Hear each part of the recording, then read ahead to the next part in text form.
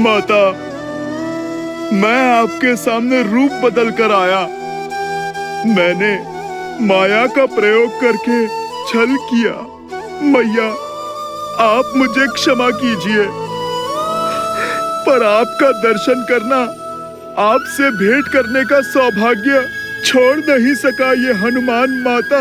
माता, मैं आपको बता नहीं सकता, इतने वर्षों आपसे विचोह, आपको ना देख पाने का दुख मेरे हृदय को कैसे छलता रहा माता।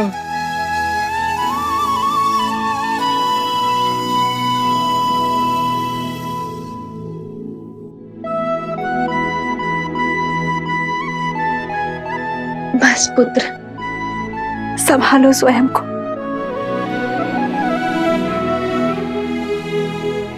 माता, आप मुझे क्षमा कर दीजिए। आपके समक्ष आया तो भी माया के आवरण में लिपटकर, रूप बदलकर माता। नहीं पुत्र, क्षमा मत मांगो। बताओ, कैसे हो तुम? कैसी है मेरी अयोध्या, मेरे श्री राम? माता के बिना भला ये संतान कैसी होगी? महारानी के ममतामय आंचल के बिना प्रजा भला कैसी होगी? हृदय में बिरहा की पीड़ा लिए प्रभु श्री राम कैसे होगे मैया?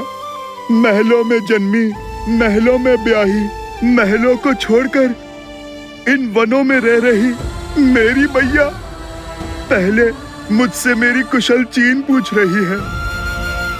इतनी ममता केवल आप में ही हो सकती है माता। क्षण क्षण प्रभु से विरह का दुख झेल कर भी कभी किसी को आपने अपना सत्य पता नहीं लगने दिया माता। आप धन्य हैं माता, आप तो धन्य हैं। नहीं पुत्र, किस विरह और किस पीड़ा की बात कर रहे हो तुम? मेरे श्री राम तो सदा मेरे साथ ही है।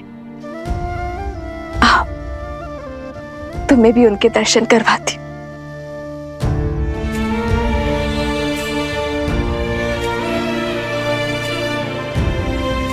ये रहे तुम्हारे प्रभु।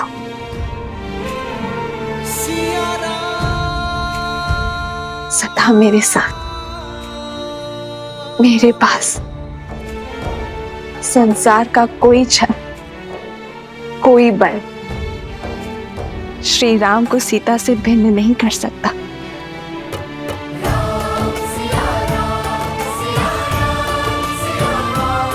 जय सिया राम।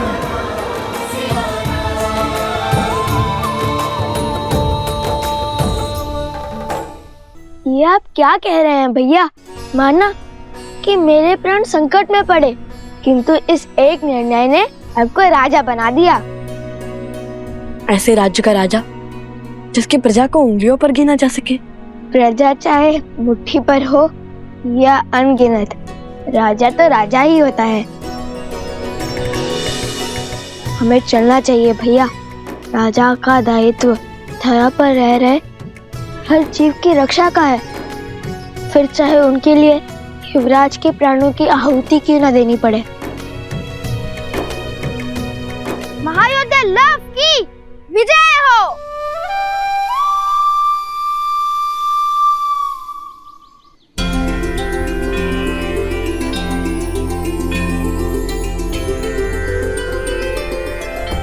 मैं वचन देता हूँ ऋषिवर, मेरे भ्राता लव उस धारा के हर अधर्मी का संहार करेंगे।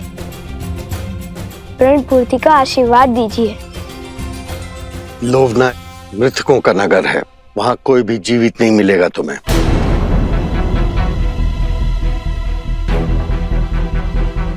तुम्हें वहां मृत जीवों को जीवन दान देना होगा। मृतका की नगरी अर्थात प्रेतात्माएं। इसलिए कहता हूँ, बिना सोचे समझे प्रण लेने से प्राण भी जा सकते हैं। अब जाओ भूतों की नगरी।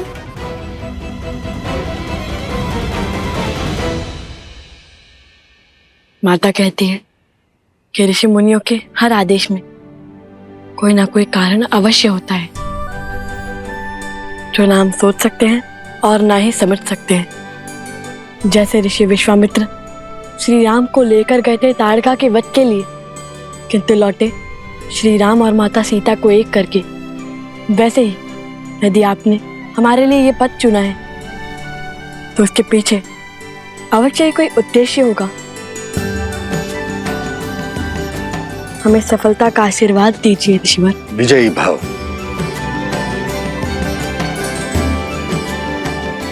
आयुष्मान भव।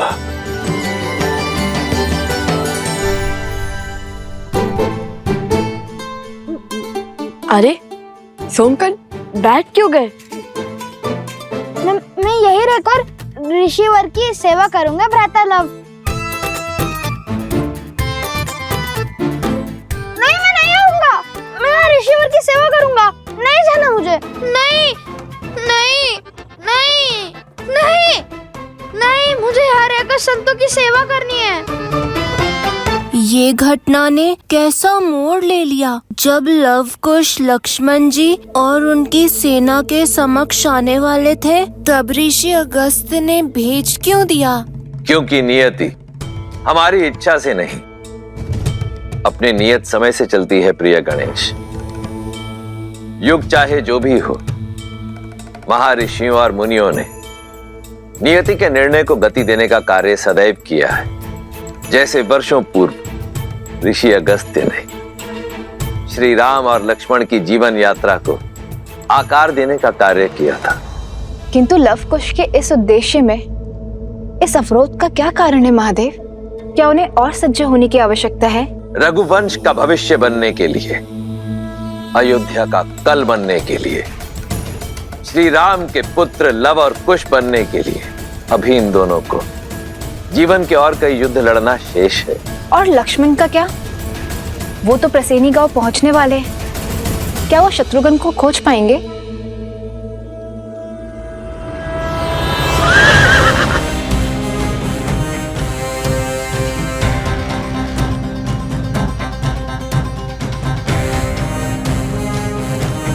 सैनिकों, इस गांव की सीमा को घेर लो।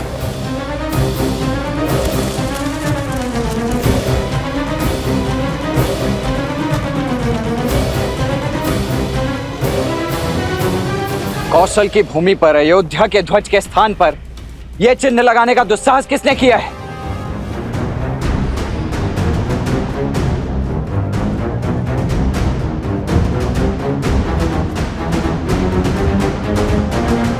ये मेरी चेतावनी है आप सभी को।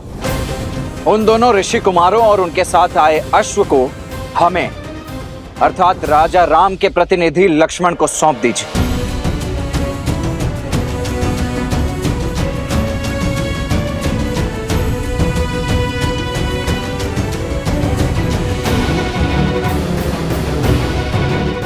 समझ गया। विरोध की आंधी विवेक को उड़ा ले गई। आप सभी पीछे हट जाइए, अन्यथा विवश होकर मुझे आप सभी को बंदी बनाना होगा।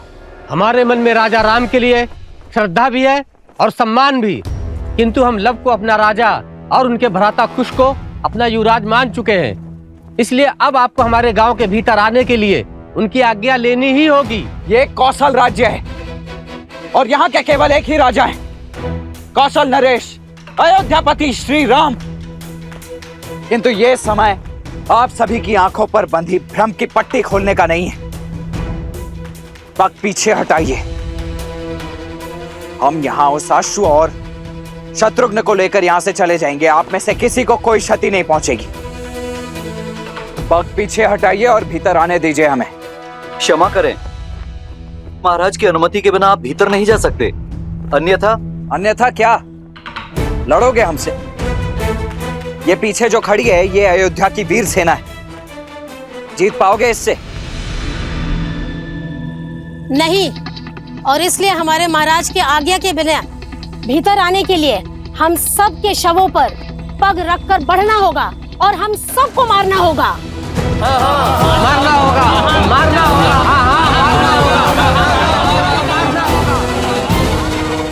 आइए रंगिए अपनी तलवार को हम निर्दोषों के रक्त से।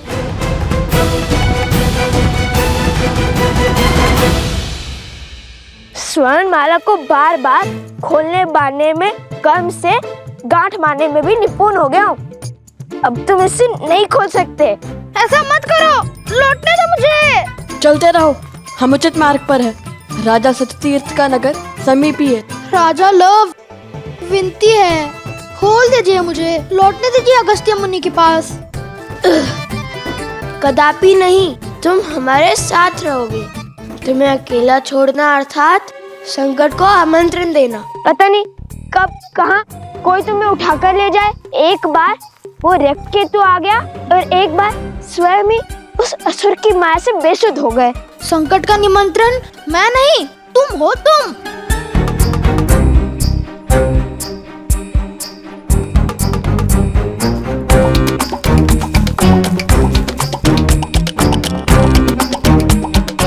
रुक जाता तो अगस्त्य ऋषि से तनिक ज्ञान ही ले लेता। वो एक ग्रास में पूरा का पूरा वो तभी असुर खा गए थे। आता समुद्र को पीकर बंजर कर दिया था उन्होंने। ना कुछ सीख जाता उनसे। क्यों, जल पीना नहीं आता क्या? अच्छा, तो आलू का पूरी क्यों नहीं लेकर गए मुझे? ले जा रहे हो तो वो भी वहाँ जहाँ प्रेतों का ढेर है। मेरे पास तो स्वर्ण कमल की माला भी नहीं कि मैं अदृश्य हो सकूं। आलोकपुरी के मार्ग में हमने तुम्हें नहीं छोड़ा था, तुम स्वयं पीछे रह गए थे। इतना खाते क्यों कि भाग ही ना सको?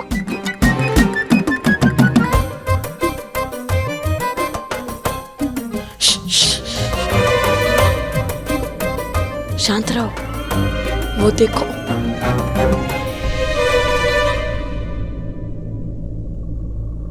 देखो, कहा था ना तुम संकट में ले जाओगे मुझे। नहीं नहीं नहीं, कुछ जाने दो मुझे, मैं नहीं आऊंगा।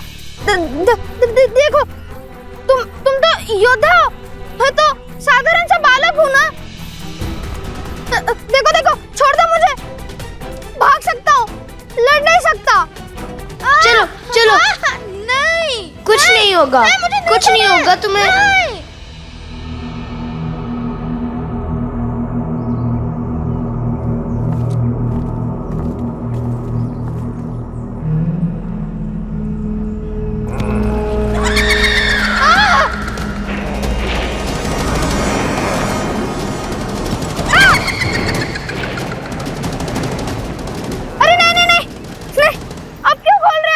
अरे बांधे बांधे धनुष कैसे चलाऊंगा? इतने भ्रमित क्यों? कभी खोलो कभी बांधो। नहीं,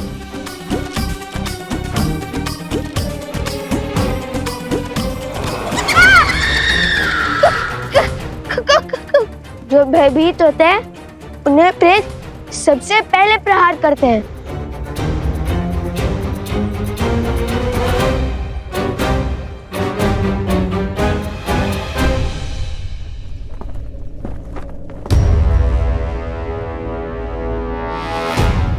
आप सभी मिलकर किसी को भी राजा बना देंगे तो क्या वो मान्य हो जाएगा?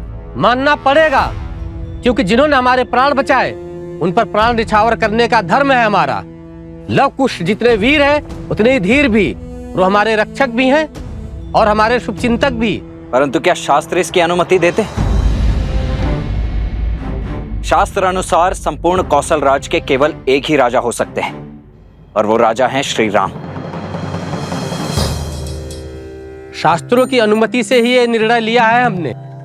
परिस्थिति के अनुसार विशेष पूजा करके कुछ समय के लिए अपना राजा बदल सकते हैं और इनका राज्याभिषेक तो स्वयं ऋषिवर हरित ने किया है। इसलिए आने वाली पूर्णिमा तक लव ही हमारे महाराज रहेंगे। हाँ हाँ, लव और कुश ने असुरों को मारकर हम सबको घोर विपदा से बचाया है। रघुकुल ने रक्त बहाया है इस धरा के लिए, और आज इसी धरा की प्रजा अपने ही राजा के आदेश की अवहेलना कर रही।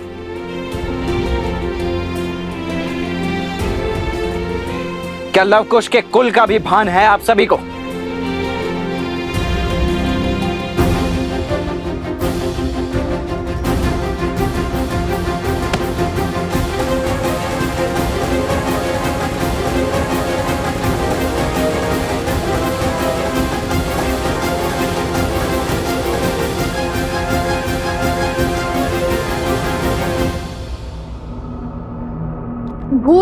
भूतों की नगरी, यही स्थान मिला था ऋषि अगस्त्य को। यहाँ अजय होना तो छोड़ो, जीवित रहना भी कठिन लगता है। अभी तो उनकी महिमा गा रहे थे। हाँ, आगे बढ़ो।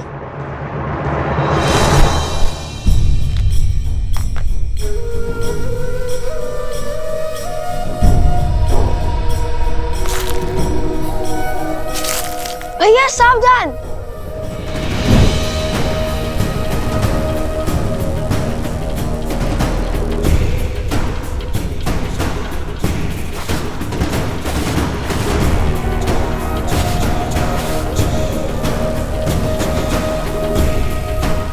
ये तो स्वर्ण है।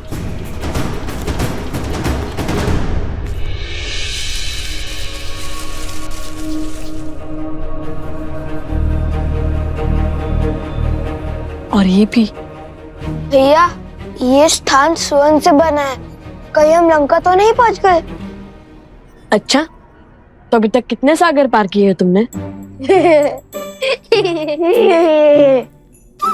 पहले इस जाल से अपनी धोती को तो संभालो, फिर हंसना। समझ गया ये लंका नहीं है, अब चले आगे।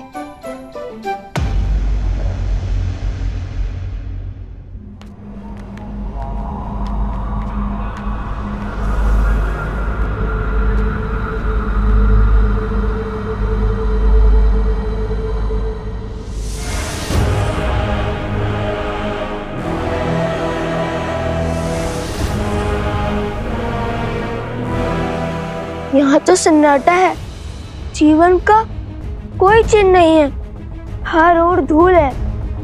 झील का जल कैसे काला पड़ गया है। स्वर्ण की नगरी जो भक्तों की नगरी हो गई है।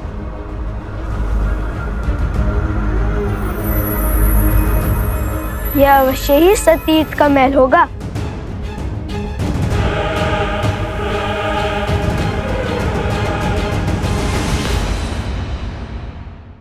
वो देखो, कोई है वहाँ। भेष से तो ब्राह्मण देव लगते हैं। हाँ, कदाचित मार्ग भटक गए होंगे। सोम, तुम जाकर उनसे पूछो, हम महल की ओर जाते हैं। अति उत्तम। अब दोनों जाइए महल, उन भूतों के राजा और सैनिकों के पास। मैं इन भद्रा पुरुषों की रक्षा करता हूँ।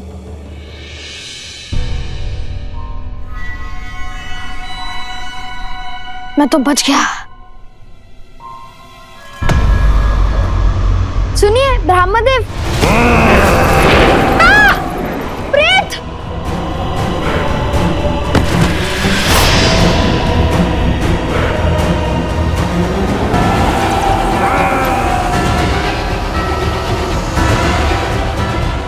सोम,